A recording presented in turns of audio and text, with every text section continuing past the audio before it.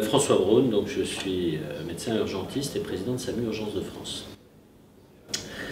Alors, la colère actuelle des services d'urgence, elle est dramatique parce qu'elle n'a jamais été aussi importante. Et en fait, il faut voir derrière cette colère une souffrance des personnels. Il y a essentiellement cette souffrance qui va s'exprimer de façon différente d'un endroit à l'autre. Et c'est pour ça que cette crise a l'air d'être extrêmement multiforme et avoir des revendications qui vont un peu dans tous les sens. Mais ce qui est dans le fond de cette crise et qui touche aussi bien les paramédicaux que les médecins, c'est une perte de sens de notre métier, une perte de sens de notre fonction d'urgentiste, médecins, paramédicaux. Finalement, on est là pour faire quoi? C'est quoi maintenant de travailler dans un service d'urgence? Et quand on discute avec tout le monde, on se rend bien compte que c'est cette absence de perspective, cette absence de but qui entraîne toute cette souffrance et qui entraîne aussi cet épuisement, l'épuisement étant bien sûr lié à la surcharge de travail. Mais si on regarde de façon plus fine, cette surcharge de travail, elle n'est pas due à du travail de médecine d'urgence. Elle n'est pas due à ce que l'on appelle l'aide médicale urgente, c'est-à-dire ce pourquoi on a créé des urgentistes, des services d'urgence, des SAMU et des SMUR. Cette surcharge, elle est liée à deux dysfonctionnements majeurs de notre système de santé, mais qui sont quelque part aussi des dysfonctionnements de notre société. Un dysfonctionnement qui concerne avant les urgences, ce qu'on appelle l'amont, et un dysfonctionnement qui concerne après les urgences, l'hôpital, ce qu'on a nous l'habitude d'appeler l'aval. Si on rentre un peu plus dans le détail, les urgences, pendant des années, on a parlé de vitrine de l'hôpital. Donc quoi, c'était, voilà, c'est là qu'on voyait que l'hôpital était brillant. Ben, cette vitrine de l'hôpital, elle est le point de jonction entre deux grands mondes, le monde de la santé libérale, le monde de la santé hospitalière. Ces deux grands mondes dysfonctionnent et il y a une exacerbation, bien sûr, de ces dysfonctionnements au niveau des urgences. Alors, quels sont les problèmes? Les gens viennent aux urgences, on le sait, pour 4 à 5 sur 10 d'entre eux, c'est-à-dire 40 à 50% d'entre eux, parce qu'ils n'ont pas d'autre solution ailleurs. Une enquête de l'adresse, il y a quelques années, montrait que plus de 40% des patients qui viennent aux urgences venaient parce qu'ils ne trouvaient pas d'autre solution et venaient de façon inappropriée aux urgences. C'est énorme, hein? Quasiment un patient sur deux. Alors, c'était quoi ces autres solutions possibles? Ces autres solutions possibles, c'est être pris en charge par la médecine générale, mais pas que. Être pris en charge aussi par la médecine spécialiste libérale. On voit bien partout que nos collègues généralistes, ils veulent avoir une radio pour un de leurs patients, ils l'ont bien vu, ils les voient encore de façon urgente, ils veulent une radio mais ils ne trouvent pas de radio, donc ils vont finir par l'envoyer à l'hôpital en disant « je suis désolé, mais je n'ai pas d'autre solution ». Et puis à l'hôpital, la radio va dire « ben non, moi mon carnet de consultation il est plein, envoyez-le aux urgences ». Voilà toute une partie de ces personnes qui sont extrêmement mal orientées, qui ont un parcours de soins chaotique et qui, in fine, se retrouvent aux urgences parce qu'aux urgences, il y a tout, le jour, la nuit, il y a de l'eau, il y a de la lumière. Et puis il y a des docteurs et des infirmiers, mais qui maintenant sont tellement surchargés qu'ils n'arrivent plus à faire leur travail. Donc il faut restructurer impérativement toute cette partie avant l'hôpital. Il y a plein de solutions. Il y a des solutions avec les mises en place par les CPTS qui démarrent. Doctolib pour ne pas faire de pub, Entracte, enfin bref, on voit qu'il y a des solutions qui se mettent en place, mais c'est trop lent, c'est beaucoup trop lent alors que nous, on est déjà dans le mur. Après, intéressons-nous à l'aval, là aussi, autre problématique, de l'hôpital cette fois-ci. Il y a des gens qui viennent aux urgences qui ne devraient pas y venir, et il y a des gens qui n'arrivent pas à sortir des urgences. C'est quand même délirant quand on dit ça. Et ces gens qui n'arrivent pas à sortir des urgences, c'est parce qu'on ne leur trouve pas de lit d'hospitalisation en aval des urgences, alors qu'on doit les hospitaliser. Ce n'est pas des malades où on pourrait dire mais pourquoi ils sont venus. Non, ils ont eu raison de venir. La preuve, c'est qu'on va les mettre à l'hôpital. Mais on n'a pas de lit disponible. Ça ne veut pas dire qu'il n'y a pas assez de lits, ça veut dire qu'il n'y a pas assez de lits disponibles. Ou des lits qui ne sont pas utilisés comme ils devraient être utilisés. Pourquoi je précise ça? Parce qu'il y a aussi, et on tire la ficelle jusqu'au bout, des problèmes de l'aval de l'aval. C'est-à-dire qu'en-delà des services de médecine ou de chirurgie, il y a des services de moyen séjour, il y a des services de soins de suite qui sont notoirement insuffisants. Donc on a bien toute une problématique. Et ce qui est dramatique dans ce problème, c'est qu'un article récent publié par l'équipe de Nîmes montre que le fait de rester dans un service d'urgence saturé, de ne pas trouver de place en médecine, augmente la mortalité. Pas la mortalité aux urgences, mais la mortalité pendant l'hospitalisation. Et si on s'intéresse au Nobel Challenge, qui est notre indicateur qu'on avait mis en place il y a un peu plus d'1 an sur ces patients brancards, hein, qui sont indûment au niveau des services d'urgence, qui représentent grosso modo 180 000 par an. C'est énorme. Hein. Eh bien, ça fait plus de morts, cette surmortalité, que la traumatologie routière. On a plus de morts aux urgences, parce que les urgences sont saturées, enfin pas aux urgences, mais dans l'hôpital, de gens qui sont venus quand les urgences étaient saturées, que de morts sur la route. Donc c'est quand même un véritable problème de santé publique. Bien sûr, ce sont des personnes âgées, ce sont des personnes polypathologiques, la plupart du temps. Mais quand même, c'est tout à fait inadmissible.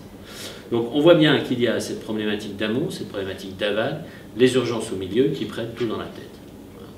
Alors, la responsabilité, si on veut s'intéresser à ça, puisque finalement, avant d'avancer et de savoir quelles sont les solutions et les solutions à court terme, pourquoi on en est arrivé là? C'est ça la vraie question. Nous sommes, nous, urgentistes, responsables aussi. Pendant des années, nous avons accueilli tout le monde. On a dit, venez, il n'y a pas de problème, aux urgences, vous trouverez une solution, etc. On n'a absolument pas anticipé le débordement actuel, la défaillance de la médecine de ville en amont, et on est totalement submergé. On a essayé aussi de pousser au crime par les modalités de financement, qui sont complètement absurdes. Plus vous voyez de malades, plus vous avez d'argent. Ah ben c'est bien, plus on peut recruter, plus on peut avoir de personnel.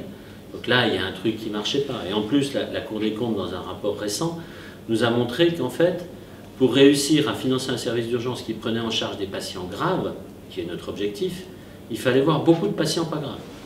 Parce qu'avec les patients pas graves, on gagnait un peu d'argent, mais avec les patients graves, on perdait de l'argent. Enfin, on marche sur la tête, quoi. Donc on voit bien qu'il y a tout, là aussi un problème particulier. La médecine de ville, j'en ai parlé. La médecine hospitalière, j'en ai parlé. Les directions d'hôpitaux, là aussi, que chacun assume ses responsabilités. La réforme du président Sarkozy, l'hôpital patient santé territoire, disant il y a un seul patron à l'hôpital, c'est le directeur, oui très bien, ben, le directeur qui l'assume. Les directions, ils préfèrent mettre la poussière sous le tapis, hein, très clairement, c'est-à-dire est-ce qu'on va se fâcher avec les urgentistes, donc un chef de service, ou est-ce que je vais me fâcher avec tout le reste de la communauté médicale? Ben, finalement, c'est plus facile de se fâcher qu'avec les urgences.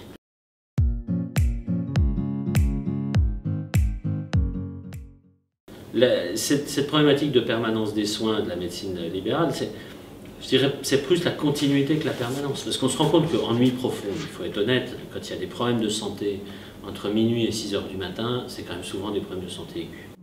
Avec une problématique un peu différente dans les grandes villes. Mais surtout, ce qui est dramatique, c'est qu'on a aussi, dans notre chaîne de responsabilité, on a nos concitoyens aussi, qui considèrent les urgences comme le supermarché de la médecine. Mais c'est notre société qui veut ça, c'est du tout de suite. Vous savez, dans les services d'urgence, on a des pics d'arrivée après le film du soir. Ou en sortie de resto, ou en sortie de boîte. Puisqu'on n'a pas eu le temps d'aller voir le docteur, donc on va aller aux urgences. Parce qu'à 23 h, bah zut, j'ai plus ma pilule, il faut que je me fasse prescrire une pilule, je vais voir le docteur. Et le docteur qui est là, c'est aux urgences. Donc on a toute cette problématique. C'est pour ça que c'est très complexe la situation qui nous arrive. On a en dessous de ça les ARS, les agences régionales de santé, qui ont des fois des comportements qui préfèrent ne pas voir ce qui se passe vraiment et ne pas les taper sur les directeurs et qui nous disent « Ah oui, mais ce problème-là, c'est de la responsabilité du directeur d'hôpital. » Et puis on a les gouvernements successifs hein, qui ont quand même... C'est pas de cette année qu'on alerte sur les difficultés des urgences. À chaque fois, c'est des mesures homéopathiques. On va calmer un peu les urgentistes en été, on va les calmer un peu en hiver, et puis tout va se passer bien entre les deux. Eh bien, tout ne se passe pas bien entre les deux. On arrive au bout du système et le système est en train de complètement s'effondrer. Alors, on a fait le diagnostic, mais ce n'est pas d'aujourd'hui que ce diagnostic est fait. Quels sont les traitements? Là aussi, ce n'est pas d'aujourd'hui. On a eu des tonnes de rapports qui sont sortis en disant les difficultés, le rapport de l'Assemblée nationale, rapport du Sénat, des rapports professionnels, rapport de la Cour des comptes. Enfin, vraiment, les analyses ont été faites dans tous les sens. Donc, on a des problèmes, on a des solutions. Ben, pourquoi on n'arrive pas à les appliquer? C'est ça, finalement, la vraie question. Ben, on a l'impression que personne n'a trop envie de les appliquer. Personne n'a trop envie de prendre à bras-le-corps le problème en disant Eh bien oui, la médecine de ville, il faut assumer vos responsabilités et vous allez prendre les patients non programmés, c'est-à-dire des patients que vous n'avez pas pris en consultation. Il faut que dans vos consultations, vous ayez des tranches libres pour pouvoir prendre ces patients qui ont un besoin de soins urgents, entre guillemets, mais qui ne nécessitent pas les urgences. Oui, l'hôpital, les services, vous devez prendre des patients en entrée directe. Vos patients chroniques ou cancéreux, quand il y a une complication, il ne faut pas qu'ils passent aux urgences. Vous avez des patients qui ont une immunité effondrée par leur traitement, qui se retrouvent 5 heures dans un couloir des urgences, avec plein de personnes qui passent à côté, qui toussent, qui crachent parce qu'ils ont des pathologies infectieuses. On marche sur la tête. C'est plus de la bonne médecine, c'est de la maltraitance de patients. Donc voilà un petit peu les choses qu'il va falloir mettre sur la table. Et c'est dans ce cadre-là qu'on a souhaité, et on a eu une réponse positive de la ministre, qu'il y ait une réflexion rapide. C'est pas le tout de faire un énième rapport, mais qui nous dise, voilà, pour tel problème, il y a telle solution, et il faut le faire de telle façon.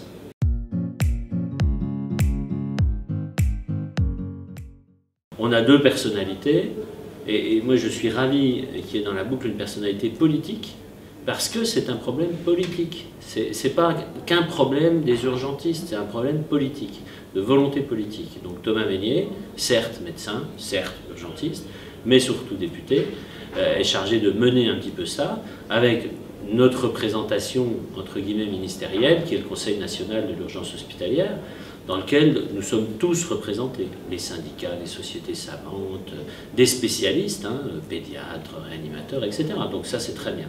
Et que son président, le professeur Carly, ait cette fonction avec Thomas Mesnier, c'est tout à fait logique. Moi j'ai pas de problème là-dessus. Mais on ne va pas les laisser tout seuls.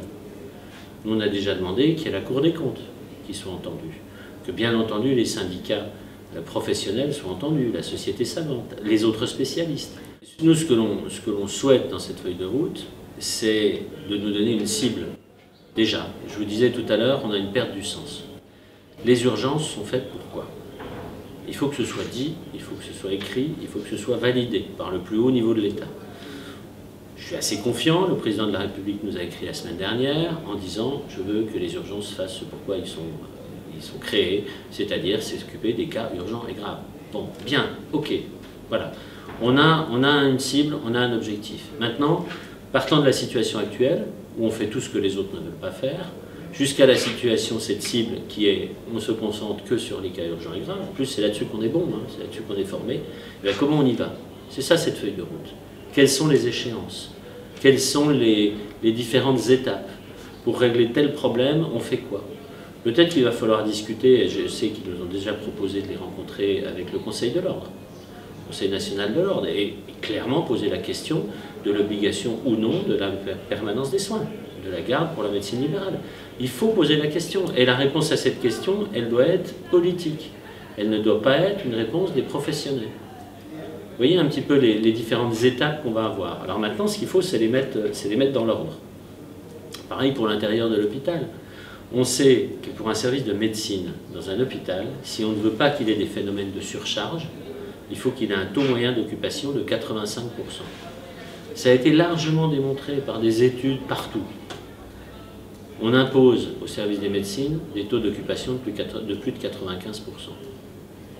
Quand je dis on, c'est l'hôpital entreprise qui impose ça. Comment voulez-vous qu'on s'en sorte? C'est-à-dire qu'on nous pose des critères où on sait qu'on va aller dans le mur. Il n'y a pas de problème. Oui, mais vous inquiétez pas, les urgences vont faire tampon. Ben non, les urgences ne veulent plus faire tampon, c'est plus possible. On peut avoir des personnes âgées qui passent 18 heures, 20 heures sur un couloir, qui n'ont pas à manger, qui n'ont pas à boire, qui n'ont pas les soins d'hygiène minimum.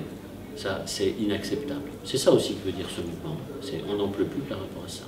Le principe de l'hôpital public, c'est qu'on ne peut pas refuser des places. On a des urgences, on ne peut pas. Mais vous savez, ce qui va se passer si les choses n'avancent pas dans le bon sens rapidement, c'est que vous allez avoir une démission de 90% des chefs de service des urgences. C'est-à-dire, ce n'est pas 80 services d'urgence qui vont être en grève, même s'il y en a beaucoup plus qui sont en souffrance. C'est que tout le monde va plier bagage. Et on a, je reste sur le côté médical, mais c'est exactement transposable au côté paramédical. On travaille sur un observatoire de la souffrance au travail, qui est déclaratif, qui a été créé par les anesthésistes réanimateurs et avec qui on s'est associé. On a eu plus de déclarations de burn-out, vrai, c'était médicalement constaté, auprès des urgentistes sur les 3 premiers mois de cette année que sur toute l'année dernière. Ça va continuer. Si on n'a pas cette cible, si on n'a pas un petit peu d'oxygène pour arriver à tenir, ça va continuer. Et demain, nous n'aurons plus, vous n'aurez plus de service d'urgence. Ce sera fini.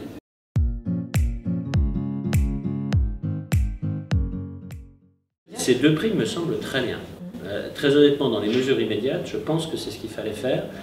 Pourquoi? Parce que c'est des mesures qui sont à la main des établissements pour l'une et à la main des professionnels pour l'autre. Donc on n'est pas dans... on se plaint souvent en France d'attendre des grandes décisions nationales qui vont réduire. Là, pour une fois, non. On donne la main aux établissements, mais on va être vigilant pour que les directeurs les appliquent. La ministre a dit, la prime de pénibilité, de risque, etc., elle n'est pas appliquée partout, et quand elle est appliquée, elle n'est pas appliquée de la même manière, c'est inadmissible. Eh bien oui, elle a raison, on est d'accord.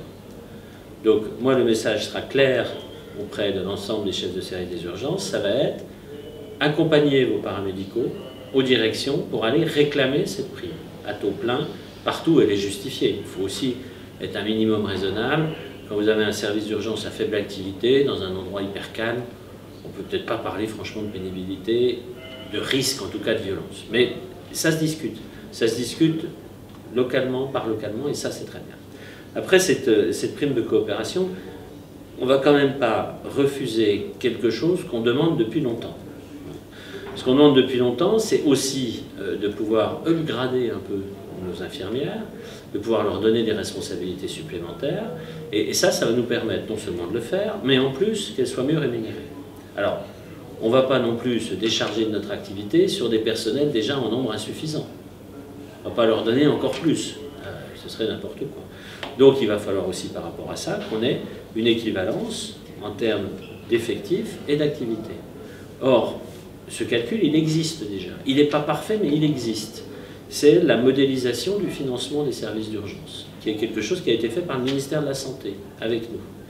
Et bien même quelque chose fait par le ministère de la Santé, qui dit que pour telle activité, on doit avoir tant d'infirmières, tant, etc., ce n'est pas appliqué totalement sur le terrain.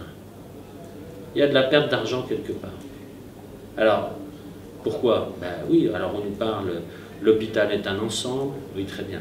Il y a des pôles, il faut raisonner par pôle, oui ok, seulement quand nous on est dans la merde, l'hôpital n'est plus un ensemble, hein, c'est chacun pour soi. Donc il y a un moment donné, là aussi ça suffit.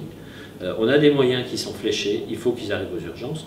Et ce qu'a dit la ministre, elle a pris l'exemple de services vétustes en disant je veux que ça se voit. Moi je l'ai compris aussi en me disant quand il y a des financements qui arrivent aux urgences, je veux que ça se voit. Si on a financé 10 aides-soignants en plus, je veux que ces 10 aides-soignants ils soient aux urgences et l'argent ne soit pas mis ailleurs. Donc là on va se servir de ce qu'elle nous a dit pour ce levier-là. Donc mettre les effectifs pas encore à un taux idéal, loin de là par rapport aux recommandations qu'on a faites il y a quelques années, mais au moins un taux minimum de fonctionnement viable. Et puis, améliorer un petit peu les conditions de travail, donner une prime quand on peut donner une prime très spécifique pour les urgences. Hein. Je suis désolé, je comprends que tout le personnel infirmier est très mal payé, a besoin de revalorisation, mais moi ma problématique c'est les urgences. Donc essayons d'avancer.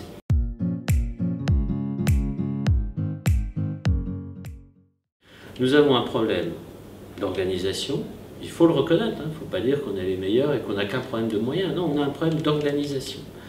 Si on ne fait que l'aide médicale urgente, nos effectifs sont suffisants. Si on nous demande de continuer à faire tout le reste, il nous faut 3 fois plus de personnel. Voilà, il faut faire simple. Maintenant, sur ce problème d'organisation, bien sûr, vont se greffer toutes les nouvelles technologies. Tout ce qui va pouvoir nous faire gagner du temps de soins, du temps médical, du temps paramédical, c'est essentiel. Ça, c'est la première chose. La deuxième chose, c'est tout ce qui va nous aider à construire les parcours de soins les plus adaptés. C'est-à-dire la personne en fonction de sa pathologie au bon endroit au bon moment. Ça aussi c'est essentiel. Et pour arriver à ça, il nous faut une régulation médicale, santé, unique, directement accessible. Pourquoi? J'aime bien faire la comparaison avec un chef d'orchestre. Quand vous êtes dans un endroit, ben voilà, vous avez votre chef d'orchestre, il va faire de la musique différente en fonction du nombre de musiciens qu'il a. Soit vous avez un orchestre de jazz, soit vous avez un orchestre symphonique. Ça ne fait pas la même musique. Et on ne peut pas faire la même musique. Eh bien, le médecin régulateur du SAMU, c'est un peu ça. En fonction des endroits, il va répondre avec les moyens à sa disposition. Et les moyens à la disposition, déjà, c'est compliqué, entre la médecine de ville, les cliniques, l'hôpital. Mais en plus, ça peut changer dans le temps. vous avez des secteurs de garde qui changent. On ne va pas demander à la population d'avoir tout ça en tête, c'est pas possible. Ce qu'on va demander à la population, c'est plutôt que de se déplacer aux urgences, ce que les gens font actuellement, c'est d'appeler avant la régulation médicale, qui en fonction de leurs problèmes va leur dire mais non, la solution c'est pas forcément les urgences. La meilleure solution c'est attendez, je vais vous trouver un médecin généraliste qui va pouvoir vous prendre en consultation cet après-midi parce que j'ai vu sur Doctolib qu'il était disponible et je vais vous mettre là, etc. C'est tout ça qu'il va falloir jouer. Parce que c'est comme ça qu'on arrivera à vite diminuer la pression sur les urgences. Après, il va falloir habituer la population aussi à ne pas vouloir tout de suite, mais ça c'est des vœux incantatoires, ça ne va pas marcher tout de suite.